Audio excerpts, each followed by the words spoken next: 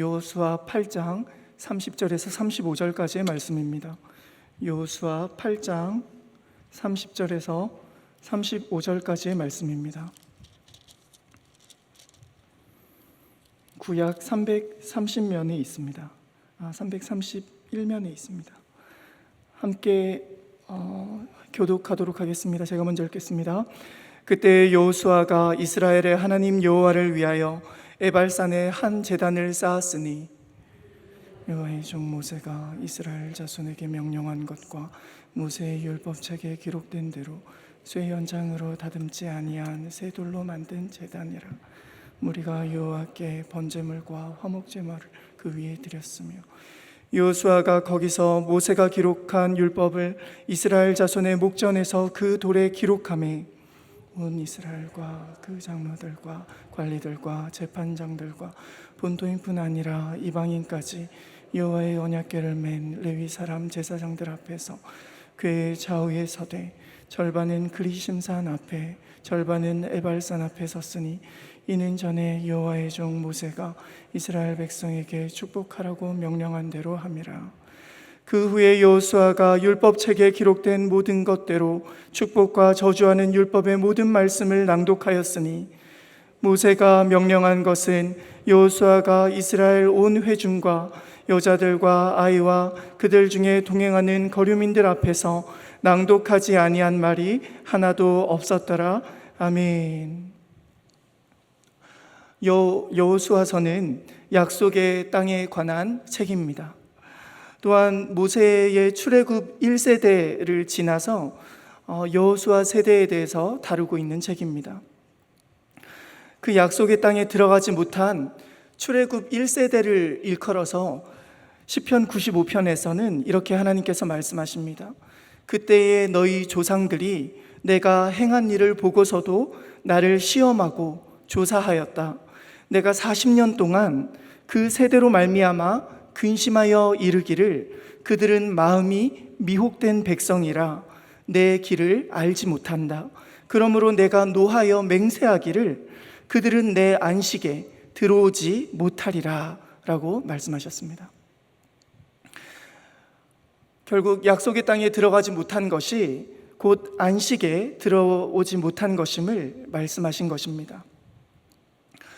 더 나아가서 히브리서에서는 안식에 들어오지 못한 이유에 대해서 말씀하십니다. 제가 읽어드리겠습니다. 또 하나님이 누구에게 맹세하사 그의 안식에 들어오지 못하리라 하셨느냐?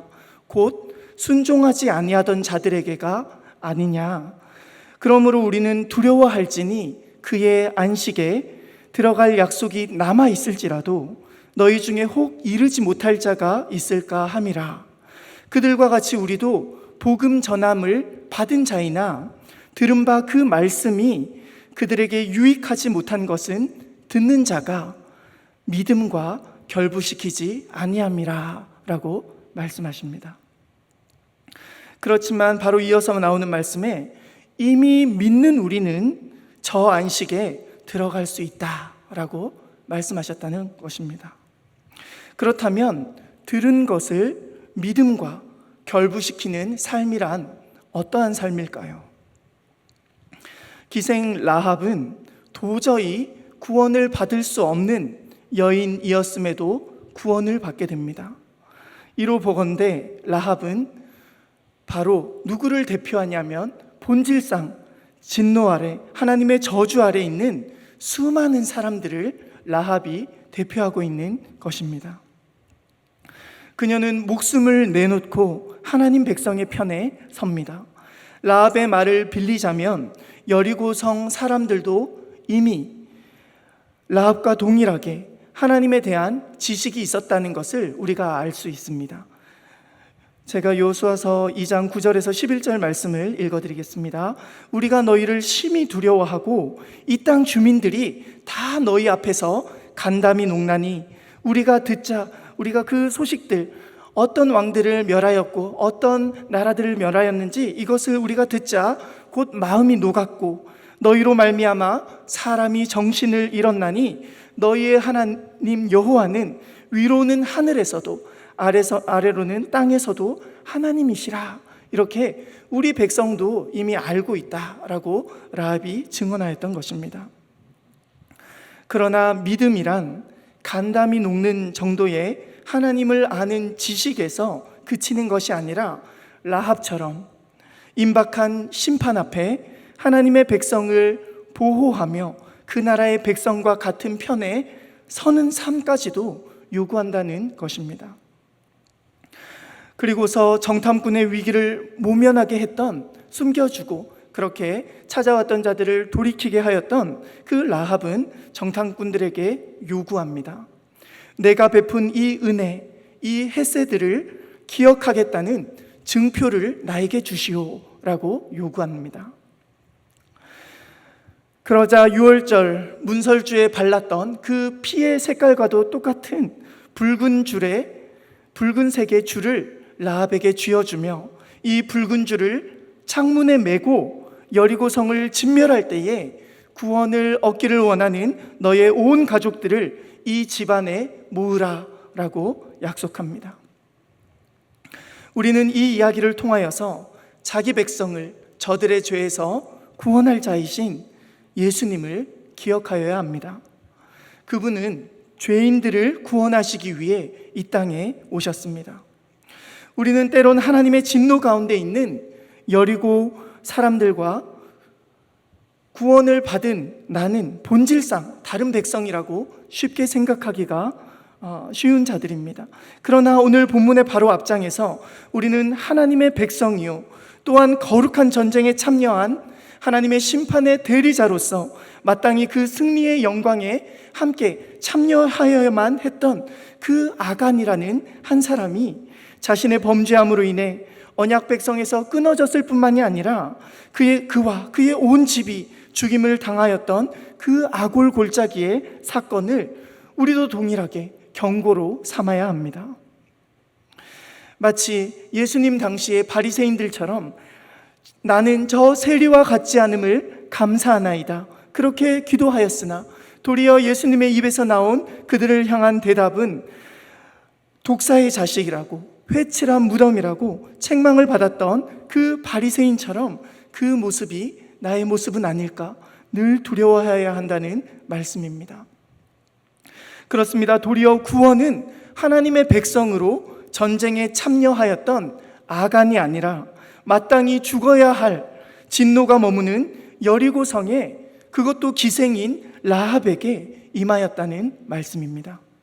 그런 의미에서 우리는 여리고성 전투를 통해 하나님의 심판이 임박한 이 시대를 바라보며 묵상하여야 합니다. 언뜻 보기에 여리고 전쟁은 별 특징이 없어 보입니다. 그러나 성경에서 성 주위를 둘러 도는 것은 대개는 느헤미야 12장처럼 성읍 봉헌식이나 또는 시편 118편의 제단처럼 성스러운 대상을 향해 하나님께 올려드리는 그러한 의식으로 치러지기도 하지만 여리고성은 어떤 의미가 있냐면 어떤 의미로 그 성을 돈 것이냐 하면 하나님께 드려질 제물로 바쳐졌음을 말씀을 통해 확인해 보실 수가 있습니다. 여호수아서 6장 15절부터 19절 말씀을 제가 빨리 읽어드리겠습니다. 일곱째 날 새벽에 그들이 일찍이 일어나서 전과 같은 방식으로 그 성을 7번 도니 그 성을 7번 돌기는 그날뿐이었더라. 7번째 제사장들이 나팔을 불 때에 여호수아가 백성에게 이르되 외치라 여호와께서 너희에게 이 성을 주셨느니라. 이 성과 그 가운데 있는 모든 것은 여호와께 온전히 바치되 기생 라합과 그 집에 동거하는 자는 모두 살려주라. 이는 우리가 보낸 사자들을 그가 숨겨주었음이니라. 너희는 온전히 바치고 그 바친 것 중에서 어떤 것이든지 취하여 너희가 이스라엘 진영으로 바치는 것이 되게 하여 고통을 당하게 되지 아니하도록 오직 너희는 그 바친 물건에 손대지 말라. 은금과 동철 기구들은 다 여호와께 구별될 것이니 그것을 여호와의 곳간에 드릴지니라 하니라. 아멘. 이 대목에서 이렇게 성을 올려드리는 제물로 그렇게 백성들이 성 주변을 돌았던 것을 우리가 보면서 우리가 이 대목에서 주목하고 긴장해야 할 부분은 18절 말씀입니다. 18절 말씀 띄워주시면 그 바친 것 중에 어떤 것이든지 취하였을 때에 도리어 너희가 이스라엘 진영으로 인해 바치는 것이 된다. 이 말씀이 뭐냐면은 이 성을 우리가 하나님 앞에 제물로 드립니다. 이것은 하나님의 것입니다. 이렇게 멸망당할 그 성을 그들이 도는 심판자로서 그들이 행하는 것이 아니라 그 가운데 있는 것을 취하게 되면 그들이 바로 그 멸망당할 심판의 제물이 된다는 말씀입니다. 그것을 여호수아서 7장 11절에서 다시금 확인하여 주시는데요. 아이성 전투에서 그 아간의 범죄로 인하여서 이스라엘 백성은 패배하게 됩니다. 그 이유에 대해 하나님께서 말씀하시면서 7장 11절부터 제가 읽어드리도록 하겠습니다. 이스라엘이 범죄하여 내가 그들에게 명령한 나의 언약을 어겼으며 또한 그들이 온전히 바친 물건을 가져가고 도둑질하여 속이고 그것을 그들의 물건들 가운데에 두었느니라. 그러므로 이스라엘 자손들이 그들의 원수 앞에 능히 맞서지 못하고 그 앞에서 돌아선다니 이는 그들도 온전히 바친 것이 됨이라 라고 7장 12절에서는 그들이 심판자로서 하나님을 대언하여서 그것을 이행하는 것이 아니라 그들이 그 심판의 대상이 되었다라고 말씀하고 있는 것입니다. 언제라도 하나님께서는 우리의 불순종으로 인하여서 그 자비롭고 온화하신 은혜로우신 하나님의 얼굴이 언제든 우리를 향하여서도 달라질 수가 있다는 말씀입니다. 그러하였기에 그들은 하나님께 바쳐진 심판의 대상을 향해 바로 자비가 없는 진멸을 단행하여야만 하였습니다. 여호수아서 6장 21절 말씀입니다. 그 성 안에 있는 모든 것을 온전히 바치되 남녀노소와 소와 양과 나귀를 칼날로 멸하리라. 아멘. 히브리어로 여기서 바치다, 온전히 바치다 라는 이 말씀은 하람이라는 단어입니다. 또 온전히 바쳐진 것이라는 그 대상은 헤렘이라고 부르는데요. 아간이 그 온전히 바쳐진 헤렘에 손을 대었다는 말씀입니다. 성경을 오해하는 사람들은 하나님의 심판의 대상에 대해서 단순히 우리 하나님의 백성이 나아가는 그 길목 가운데 운이 나쁘게도 아모리 백성이 거기에 있었어. 그렇기 때문에 그들을 진멸한 하나님처럼 몰아갑니다. 하나님 깡패 아니야? 이렇게 몰아갑니다. 그런데 이는 사실이 아님을 성경은 분명히 기록하고 있습니다. 창세기 15장 16절 말씀에서 아브라함에게 하나님께서 약속하실 때에 너의 자손은 4대 만에 이 땅으로 돌아올 것이라. 이는 아모리 족속의 죄악이 아직 가득 차지 아니하였다 라고 말씀하셨던 것입니다. 그러니까 가득 차게 되었을 때에 4대 만에 돌아올 때는 그들이 진멸하여야 할 만큼 너무나도 죄악이 관영하였다는 말씀입니다.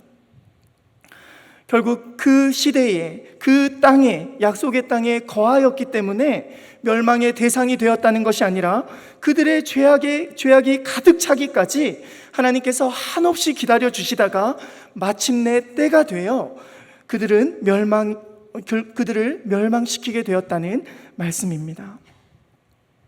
오늘날도 우리가 뭔가 괜찮아서 이렇게 평안한 삶을 누리고 있다고 착각하신다면 하나님께서 한없이 기다려 주실 것만 같은 그 하나님이 급하게 얼굴을 바꾸시는 것을 확인하실 수가 있으실 것입니다. 우리 측에서 보면 하나님 왜 급하게 얼굴을 바꾸십니까? 라고 질문하겠지만 하나님 입장에서는 한없이 참아주시고 기다려주신 것입니다. 그러하기에 우리는 기회가 있을 때에 영접하여야 합니다. 그리스도 편에 서야 한다라는 말씀입니다. 히브리서 11장 31절에서는 이렇게 기록하고 있습니다. 믿음으로 기생 라합은 정탐꾼을 평안히 영접하였으므로 순종하지 아니한 자와 함께 멸망하지 아니하였도다. 아멘. 양각 나팔을 잡은 7명의 제사장이 우리를 앞서가고 있고 하나님의 임재를 상징하는 언약궤가 우리 가운데 있고 거룩한 백성이 나와 함께 있다고 하여 내가 승전고를 울릴 그들과 늘 함께 할 것이라고 착각하면 안 된다는 말씀입니다. 여호수아서 6장 19절 말씀은 음금과 동철 기구들은 다 여호와께 구별될 것이니 그것을 여호와의 곳간에 드려야 한다라고 구별하여 말씀하시는 것입니다. 그렇게 말씀하셨는데도 불구하고 이 전쟁은 나에게 속한 것이라고 착각하여 율법을 내 마음대로 취사 선택한다면 그로 인하여서 사울 왕이 하나님께 버림받았지 않습니까? 더욱이 사사기서를 보셔도 아시겠지만 이스라엘 백성은 진멸하여야 할 그 대상, 그 땅의 거민들을 마치 자신들이 재판관이 된 것 마냥, 그렇게 승리 또한 자신의 공으로 돌리는 것 마냥 그들을 진멸하기보다 도리어 그들의 가증한 일들을 따라하며 그들을 진멸하기를 즐기지 않았다라고 성경은 기록하고 있습니다. 그렇다면 여기서 우리는 괜찮다고 할 수 있습니까? 세상을 사랑하고 예수님을 영접하기를 동일하게, 세상 사람들과 동일하게 싫어하는 우리에게 예수님께서는 어떻게 말씀하신다고 성경은 기록하고 있습니까? 그럼에도 불구하고 예수님은 자비로우심을 우리가 확인할 수가 있습니다. 누가복음 9장 51절부터 56절까지 길긴 한데요, 제가 빨리 읽어드리겠습니다. 예수께서 승천하실 기약이 차감해 예루살렘을 향하여 올라가기로 굳게 결심하시고 사자들을 앞서 보내심에 그들이 가서 예수를 위하여 준비하려고 사마리아인의 한 마을에 들어갔더니 예수께서 예루살렘을 향하여 가시기 때문에 그 사마리아인들이 받아들이지 아니하는지라. 제자 야고보와 요한이 이를 보고 그들의 사마리아인들이 받아들이지 않는 것을 보고 말하되 이르되 주여 우리가 불을 명하여 하늘로부터 내려 저들을 멸하라 하기를 원하시나이까. 그때 예수님께서 돌아보시며 꾸짖으시고 함께 다른 마을로 가시니라. 아멘. 사마리아인들 모를 수 있어. 요한아, 야고보야, 우리가 불을 명하여 하늘로부터 내려 저들을 멸하라 라고 하는 것은 아니야 라고 말씀하시는 것입니다. 예수님은 오히려 그들을 꾸짖으셨습니다. 그렇습니다. 지금은 주님께서 이해해 주십니다. 그러하기에 지금 이 구속의 역사 안에서 모든 민족에게 복음을 전파해야 할 은혜의 때라는 말씀입니다. 이제는 라합의 딸들을 언약 공동체 안에 라합과 같이 들어오게 해야 할 사명이 우리에게 주어져 있다는 말씀입니다. 그러나 더욱더 중요하고 급박하게 이와 같은 복음 전파가 속히 이루어져야 할 이유는 바로 모든 민족을 향한 심판의 날이 급박하게 다가오고 있기 때문입니다. 하늘에서 나팔 소리가 들리는 날, 곧 여호수아가 불었던 그 나팔을 천사들이 불며 진짜 왕이 임하시게 되는 그날에 하늘이 큰 소리로 떠나가고 물질이 뜨거운 불에 풀어지며 땅과 그 중에 있는 모든 것을 사르는 일들이 나타나게 될 것입니다. 베드로후서 3장 9절에서 13절까지의 말씀입니다. 주의 약속은 베드로후서 3장 9절에서 13절까지의 말씀입니다. 주의 약속은 어떤 이들이 더디다고 생각하는 것 같이 더딘 것이 아니라 오직 주께서는 너희를 대하여 오래 참으사 아무도 멸망하지 아니하고 다 회개하기에 이르기를 원하시느니라. 그러나 주의 날이 도둑같이 오리니 그날에는 하늘이 큰 소리로 떠나가고 물질이 뜨거운 불에 풀어지고 땅과 그 중에 있는 모든 일이 드러나리로다. 아멘. 그렇게 말씀하면서 이렇게 권고합니다. 이 모든 것이 이렇게 풀어지리니 너희가 어떠한 사람이 되어야 마땅하냐? 거룩한 행실과 경건함으로 하나님의 날이 임하기를 바라보며 간절히 사모하라 라고 우리가 취해야 할 태도를 말씀해 주시는 것입니다. 그러함으로 인하여서 어김없이 라합이 그랬던 것처럼 이스라엘의 하나님과 언약을 맺은 자들은 그 나라에 합당한 순종함으로 인하여서 그 자들에게만 심판이 면해질 것입니다. 그렇지 않은 자는 남자든 여자든 어른이든 아이든 오직 영원한 진노와 심판의 불만이 기다리고 있다는 말씀입니다.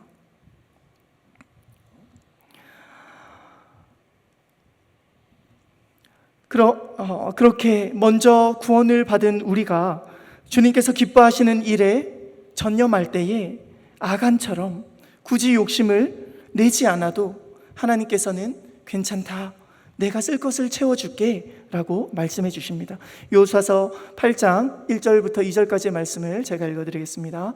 여호와께서 여호수아에게 이르시되 두려워하지 말라, 놀라지 말라. 군사를 다 거느리고 일어나 아이로 올라가라. 보라, 내가 아이 왕과 그의 백성과 그의 성읍과 그의 땅을 다 내 손에 넘겨주었으니 너는 여리고와 그 왕에게 행한 것 같이 아이와 그 왕에게 행하되 오직 거기서 탈취할 물건과 가축은 스스로 가지라. 너는 아이 성 뒤에 복병을 둘지니라 하시니 아멘. 아간처럼 욕심을 내어서 심판을 자초할 필요가 없었던 것입니다. 얼마나 억울한 일입니까? 아간으로서는. 2절 말씀에서는 이 다시금 시작된 전투 가운데 아이성을 취하고 여리고 왕에 행한 것 같이 내가 승리를 줄게. 아이도 취하되 오직 거기서 탈취할 물건과 가축은 스스로 가져도 돼 라고 말씀하여 주시는 것입니다. 결국 신명기 6장 10절부터 모세를 통하여서 하신 약속이 바로 걱정할 필요가 없다라는 말씀입니다. 신명기 6장 10절부터 13절 말씀을 제가 읽어드리겠습니다.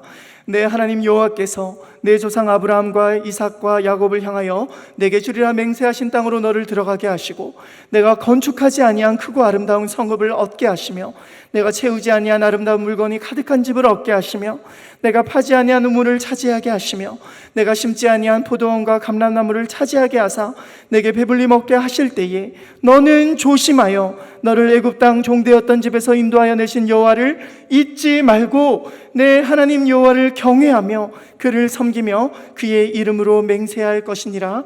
아멘. 이거 너희가 노력하지 않아도 다 줄게 라고 약속하여 주셨다는 것입니다. 하지만 우리는 다만 어떻게 해야 하면 그 은혜를 잊지 않기 위해 다만 경외하며 섬기며 그 이름을 앞세우고 몸부림쳐야 하는 것입니다. 더욱이 때로는 우리 안에 아간의 죄로 인한 전념으로 우리가 함께 공동체가 멸망당할 때에도 그 저주를 끊었던 아골 골짜기의 돌무더기를 바라보며 우리는 그 돌무더기가 요단강을 건널 때에 기념하였던 그 돌, 은혜의 표시만큼이나 아골 골짜기에 아간을 죽이고 거기 쌓았던 그 돌무더기만큼 우리의 죄의 표식 또한 우리는 늘 기억하고 확인해야 한다는 말씀입니다. 그렇지, 내가 죄인이지, 나의 죄로 인해서 이 돌무더기가 쌓였지, 나도 저주 아래 있음이 당연한 자이지. 그렇게 십자가가 바로 이 돌무더기를 의미하는 표식이라는 것입니다. 내가 죽음의 강을 건너야 함이 마땅한데 그 은혜의 돌을 쌓았던 것처럼 그 저주의 물줄기가 끊어진 곳에 은혜의 표식을 확인하는 그 돌을 쌓았던 것처럼 동시에 히브리서 6장 4절 말씀처럼 한번 빛을 받고 하늘의 은사를 맛보고 성령의 참여한 바 되고 하나님의 선한 말씀과 내세의 능력을 맛보고도 타락하여 하나님의 아들을 다시금 십자가에 못 박아 드러내놓고 욕되게 하는 우리의 모습을 볼 때마다 아골 골짜기의 돌무더기가 동일하게 은혜의 표식인 요단강가의 그 돌무더기와 함께 기억되어야 한다는 말씀입니다. 그런 의미에서 십자가는 언제나 은혜와 심판의 표식으로 우리에게 주어져 있습니다. 오늘 본문 말씀이 들어가는 것이 너무 길었는데요, 죄송합니다. 오늘 본문에도 그 표식이 드러나고 있습니다. 아이성을 정복한 후에 이스라엘 백성은 아이에서 에발 산까지 40km나 되는 거리를 200만 명이나 되는 그 모든 사람이 어른이고 아이고 노인이고 할 것 없이 다 또한 모든 가축과 재산들을 이고 지고 그렇게 도보로 올라가서 예배를 드립니다. 이것은 하나님께서 모세를 통해 미리 명령하셨던 말씀입니다. 신명기 11장 29절에서 30절 말씀을 제가 읽어드리겠습니다. 내 하나님 여호와께서 내가 가서 차지할 땅으로 너를 인도하여 들이실 때에 너는 그리심 산에서 축복을 선포하고 에발산에서 저주를 선포하라.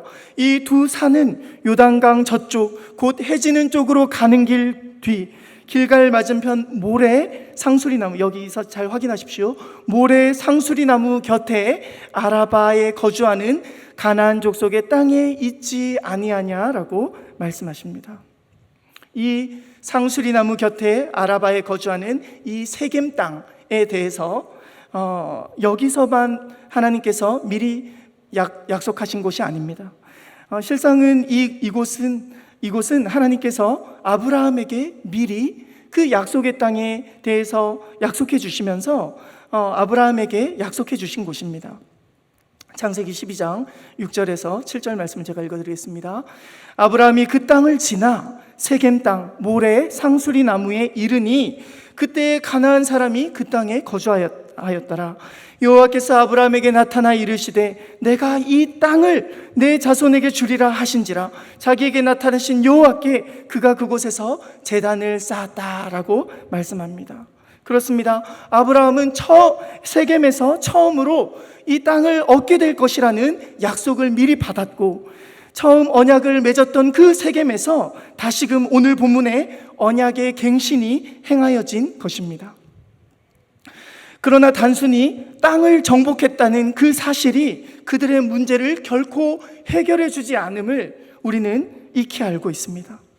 여호수아에 기록된 그 백성들의 연합함과 므낫세 반지파 이런 요단 동편에 있었던 지파들까지도 연합하여서 우리도 전쟁에 참여하겠습니다, 이렇게 연합하였던 그 아름다운 모습과, 그리고 또 그들이 그 땅을 마침내 취하여서 성경이 기록한 것 같이 하나님께서 약속하신 것을 하나님은 다 이루셔서 그렇게 안식의 정점을 이룬 것과 같았는데도 불구하고 사사기에 들어서서 그 백성은 누리는 것 같았던 안식이 산산조각나고 또다시 무질서와 불화만이 남게 됩니다. 그리고 또다시 다윗과 솔로몬 시대에 성전을 봉헌하며 다시금 그 연합과 하나님의 임재가, 안식이 회복되는 듯 하였으나, 우리가 알고 있듯이 이스라엘 왕국은 반복되는 죄악과 분열과 이 모든 일들을 통하여서, 우상숭배를 통하여서 안식을 잃고 무질서와 불화가 똑같이 재현되는 것을 우리는 역사를 통해 알고 있는 것입니다.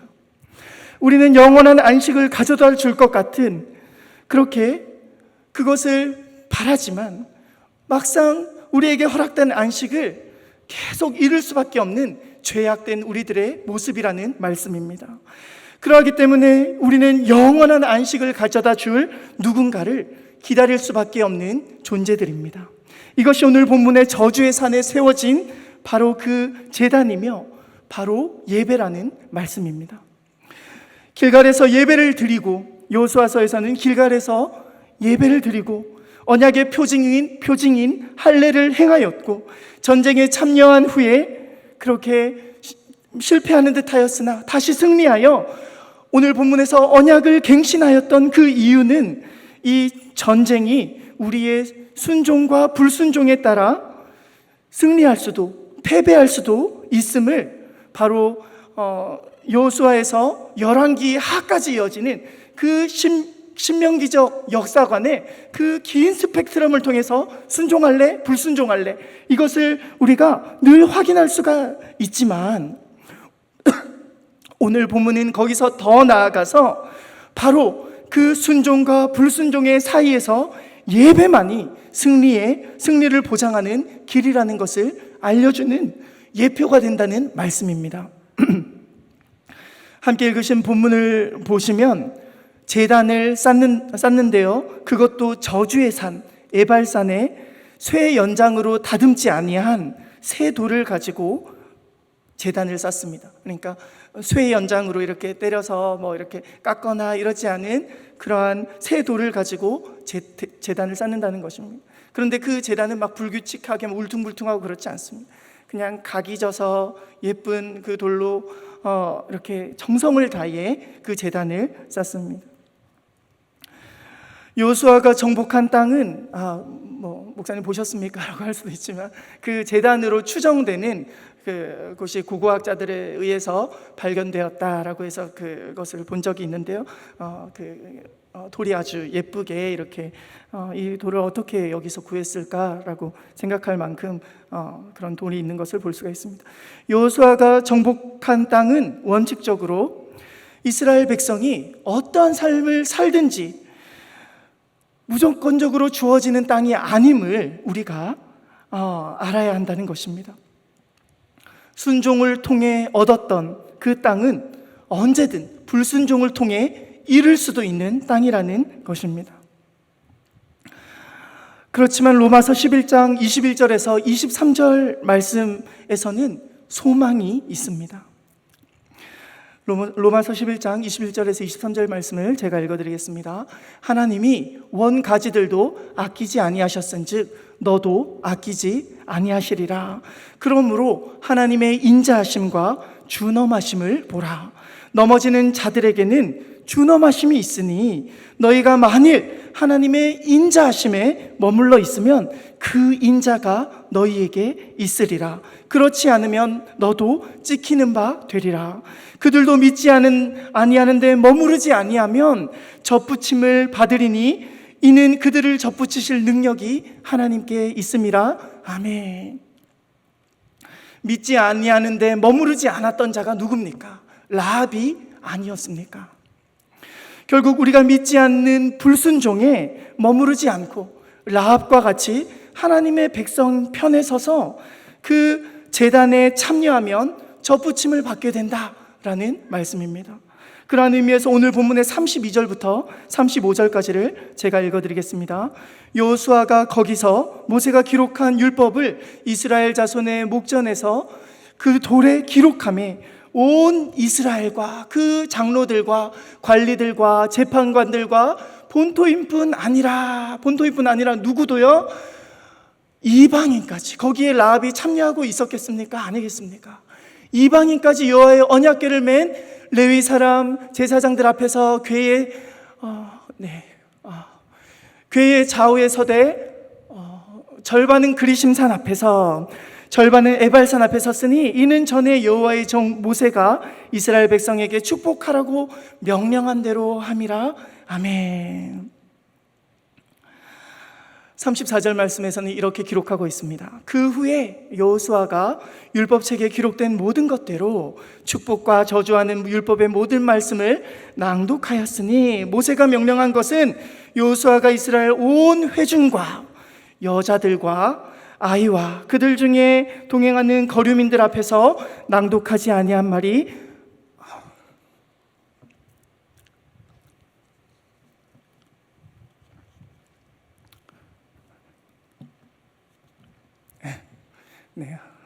하나도 없었더라. 이렇게.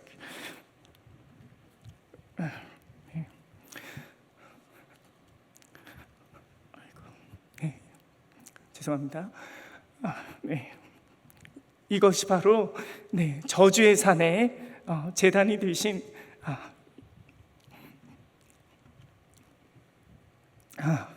예수 그리스도를 예표합니다. 우리는 순종할 때도 있고 안타깝게도 순종하지 못할 때도 있습니다.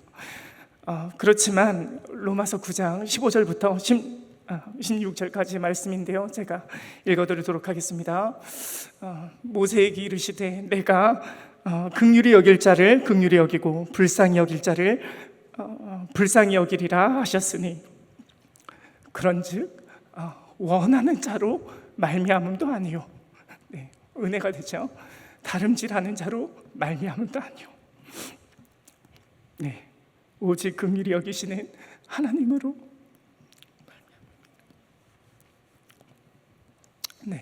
이렇게 말씀하신 것 같이 긍휼히 여기시는 하나님께 순종하지 못하는 저주 가운데에서도 예배를 드림이 우리의 기회요, 긍휼히 여기시는 하나님으로 말미암은 놀라운 구원의 역사인 것입니다. 우리는 예배를 통해서 우리의 수준을 가늠하게 됩니다.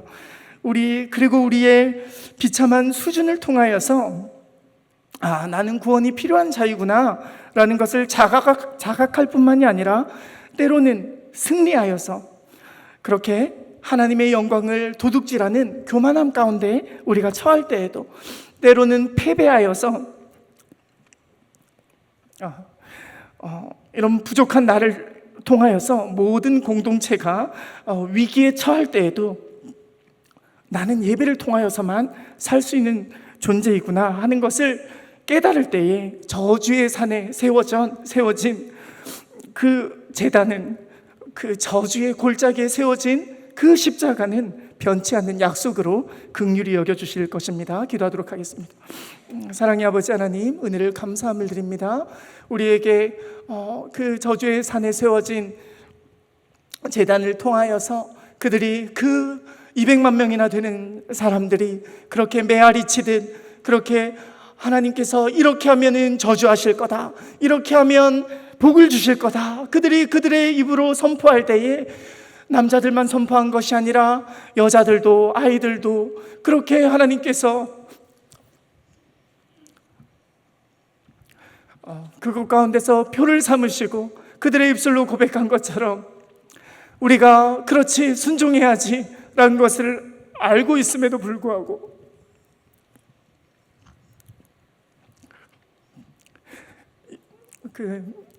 이스라엘의 전 역사를 통하여서 우리가 그들이 얼마나 하나님 앞에 불순종하였는지를 깨달을 때에 그럼에도 불구하고 예배가 우리에게 소망이구나, 십자가가 소망이구나, 주님이 우리에게 소망이 되어주시는구나 하는 것들을 깨달음으로 말미암아 아버지 하나님께서 더욱더 예배를 통하여서 우리의 나약함을 더욱더 발견하고 우리가 이것밖에 안 됩니다. 그럼에도 불구하고 하나님 우리에게 긍휼을 베풀어 주셔서 이 저주의 재단에서 오히려 우리가 하나님을 바라보게 하여 주옵소서라는 그러한 믿음의 고백들이 우리의 예배 가운데 임하게 하여 주시옵소서. 감사를 드리며 존귀하신 예수 그리스도 이름으로 기도드리옵나이다.